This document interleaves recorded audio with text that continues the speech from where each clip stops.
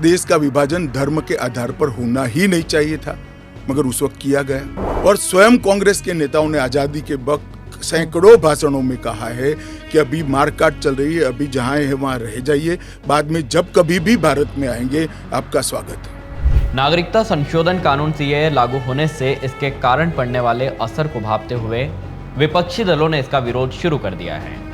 पश्चिम बंगाल, केरल और तमिलनाडु ने साफ कर दिया है कि वे इस कानून को अपने राज्यों में लागू नहीं होने देंगे। बढ़ते विरोध को देखते हुए केंद्रीय गृह मंत्री अमित शाह ने अब साफ कह दिया है कि सीएए संविधान किसी प्रावधान का उल्लंघन नहीं करता है। साथ ही केवल केंद्र सरकार को नागरिकता से संबंधित कानून बनाने और उन्हें लागू करने का अधिकार है। नमस्कार, मैं दीपक विश्वकर्मा स्वागत करता हूं आपका यूबी न्यूज़ में, जहां हम ना सिर्फ खबरें लाते हैं बल्कि उसका बारीक और सटीक विश्लेषण भी करते हैं। अमित शाह ने एक इंटरव्यू में विपक्षी नेताओं पर तुष्टीकरण की राजनीति करने का आरोप लगाया। साथ ही कहा कि सीएए मोदी सरकार द्वारा लाया गया है, इसे रद्द करना संभव नहीं है। उन्होंने जोर देते हुए कहा कि लोकसभा चुनाव के बाद सभी राजनीतिक दल साथ आएंगे और सहयोग करेंगे। गृह मंत्री शाह ने सवाल करते हुए कहा, क्या आपके पास अधिकार है कि आप इसके लागू होने से इनकार कर सकते हैं? उन्होंने कहा कि यह लोग समझते हैं कि उनके पास अधिकार नहीं है। हमारे संविधान में नागरिकता से संबंधित कानून बनाने का अधिकार केवल संसद को दिया गया है।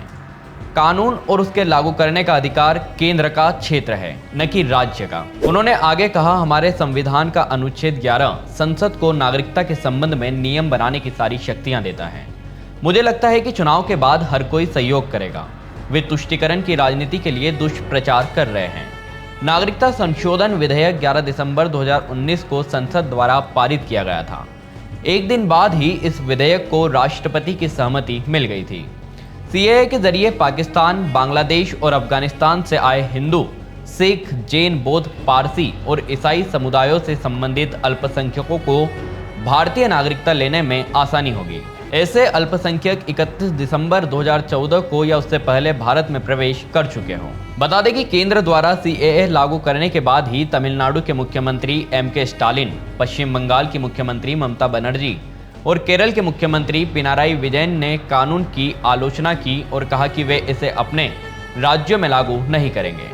कांग्रेस ने सीएए लागू करने के समय को लेकर केंद्र पर निशाना साधते हुए कहा कि इस साल अप्रैल-मई में संभावित लोकसभा चुनाव से पहले नियमों को लागू किया गया है। कांग्रेस के एक नेता ने कहा कि अगर 2024 में INDIA गठबंधन सत्ता में आता है तो सीएए रद्द कर दिया जाएगा। अमित शाह ने विपक्षी गठबंधन पर निशाना साधा और कहा कि वे भी जानते हैं कि वे सत्ता में नहीं आएंगे। उन्होंने कहा कि सीएए प्रधानमंत्री मोदी के नेतृत्व वाली भाजपा सरकार द्वारा लाया गया है। सीएए को निरस्त करना असंभव है, यह पूरी तरह से संवैधानिक कानून है। सीएए के संबंध में पीडीपी नेता महबूबा मुफ्ती की टिप्पणियों के बारे में पूछे जाने पर उन्होंने कहा कि उच्चतम न्यायालय ने कानून पर रोक नहीं लगाई है। उन्होंने अनुच्छेद 370 को लेकर भी उन पर निशाना साधा और कहा कि दशकों पहले इसे अदालत में चुनौती दी गई थी, लेकिन इसका तब तक इस्तेमाल होता रहा जब तक कि भाजपा नीति सरकार द्वारा इसे रद्द नहीं कर दिया गया। अमित शाह ने महाराष्ट्र के पूर्व मुख्यमंत्री उद्धव ठाकरे को सीएए पर अपना रुख स्पष्ट करने की चुनौती भी दी। उन्होंने कहा, मैं उद्धव ठाकरे से कहना चाहता हूं कि वह यह स्पष्ट करे कि सीएए लागू किया जाना चाहिए या नहीं।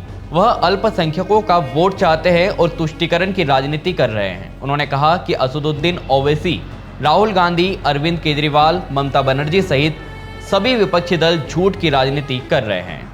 समय का कोई सवाल ही नहीं है। भाजपा ने 2019 में अपने घोषणा पत्र में कहा था कि हम सीएए लाएंगे और अफगानिस्तान, बांग्लादेश और पाकिस्तान के शरणार्थियों को नागरिकता देंगे। 2019 में इसे दोनों सदनों द्वारा पारित किया गया था, लेकिन कोविड के कारण देरी हुई।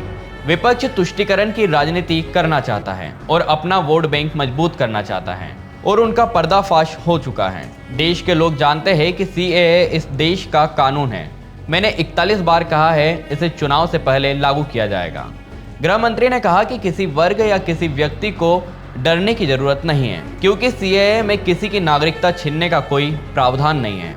केंद्रीय गृह मंत्री अमित शाह ने पश्चिम बंगाल की मुख्यमंत्री ममता बनर्जी पर निशाना साधा।